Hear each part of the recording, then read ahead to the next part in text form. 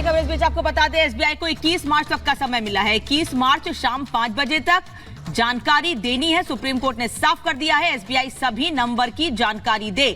Supreme court ने SBI को हलफनामा देने को भी कहा है। हलफनामे की जानकारी दे और जानकारी मिलते ही इलेक्शन कमीशन इसको वेबसाइट पर अपलोड करे। इसके पहले भी सुप्रीम कोर्ट ने सख्त लहजे में टाइम लिमिटेशन दी थी कि 17 मार्च को शाम 5 बजे तक जो भी जानकारी एसबीआई देता है उसे उसको डिजिटल करके अपलोड किया जाए, यानी कि आम लोग भी उसको देख सके, समझ सके कि कितने इलेक्टोरल बॉन्ड किसने खरीदे हैं और किसको कितने दिए गए हैं, इसकी पूरी जानकारी मिले। और कल शाम को ये पूरी जानकारी सार्वजनिक हुई और अब 21 मार्च तक का समय दिया गया है सुप्रीम कोर्ट की ओर से।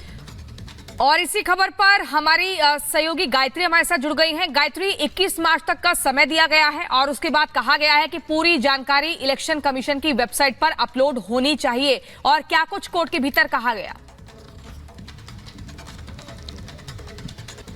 बिल्कुल, देखिए सबसे बड़ी खबर तो यही है कि एसबीआई के चेयरमैन को ये साफ कह दिया गया है कि 21 मार्च तक का वक्त दिया गया है कि 21 मार्च को आपको ये जो जानकारी है वो देनी होगी चुनाव आयोग को, और बाकायदा चुनाव आयोग उसको अपनी वेबसाइट पर भी अपलोड करेगा। लेकिन ये देखिए मामला क्या है, ये जो इलेक्टोरल बॉन्ड थे इसको लेकर एक याचिका मैं आपको बता दूं, एक याचिका और दाखिल की गई थी, उसको सुप्रीम कोर्ट ने खारिज कर दिया, जिसमें कहा था कि 12 अप्रैल से 2019 से पहले का जो डिटेल है बॉन्ड की जो जानकारी उसको साझा करने को लेकर भी एक याचिका दाखिल की गई थी, उसको कोर्ट ने खारिज कर दिया। लेकिन अब बड़ी खबर यही है कि कोर्ट ने साफ तौर पर कह दिया है कि जानकारी आपको देनी होगी, साझा करनी होगी, लेकिन समझना होगा कि असल में कौन सी जानकारी को गुप्त रखा गया था।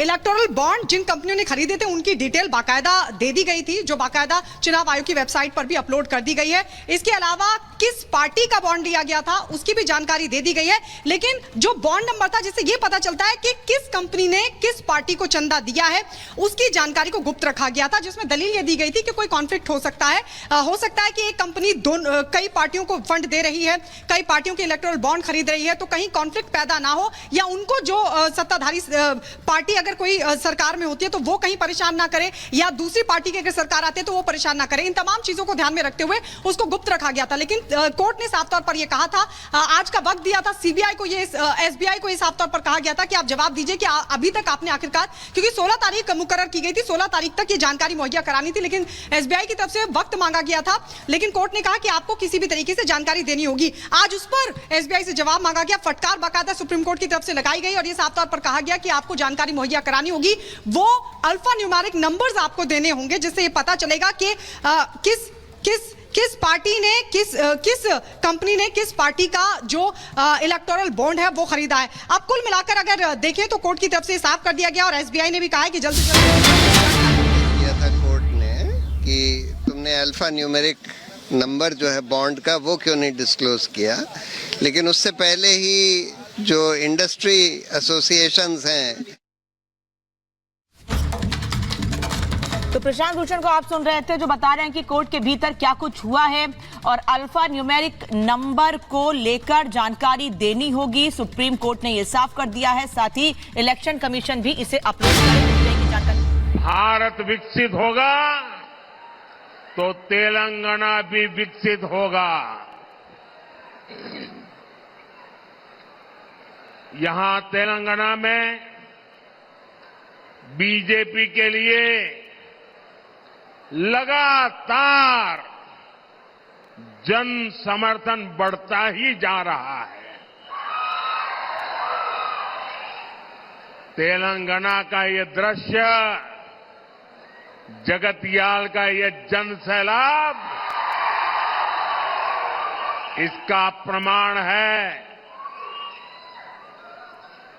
मैं पिछले 3 दिनों में दूसरी बार तेलंगाना आया हूं।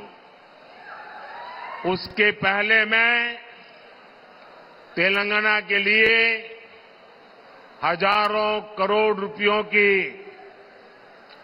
विकास परियोजना की सौगात लेकर भी आपकी सेवा में हाजिर हुआ था। इसी महीने मैंने आदिलाबाद से पूरे देश और तेलंगाना के लिए 56,000 करोड़ रुपए के विकास कार्यों का लोकार्पण शिलान्यास किया था। संगारेड्डी में भी हाईवेज, रेलवेज और एयरवेज इंफ्रास्ट्रक्चर से जुड़ी हजारों करोड़ की परियोजनाओं को समर्पित किया था। ये विकास आज तेलंगाना के हर इलाके में पहुंच रहा है। इसलिए तेलंगाना के कोने कोने में बीजेपी के लिए समर्थन बढ़ता ही जा रहा है। आपने देखा होगा, अभी मुझे मल्काजगिरी में भी जनता जनार्दन हम सबको अपना आशीर्वाद देने के लिए सड़कों पर उमड़ आई थी। जैसे जैसे 13 मई निकट आ रही है, वोटिंग का दिन करीब आ रहा है, तेलंगाना में बीजेपी की लहर कांग्रेस का, बीआरएस का सुपड़ा साफ कर देगी।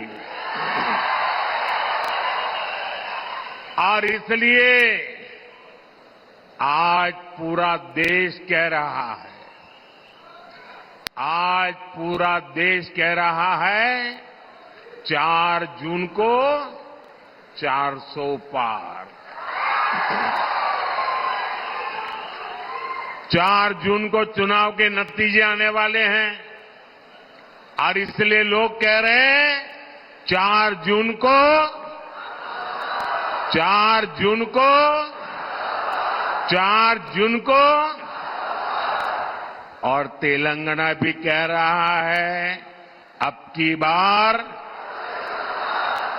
बार विकसित भारत के लिए,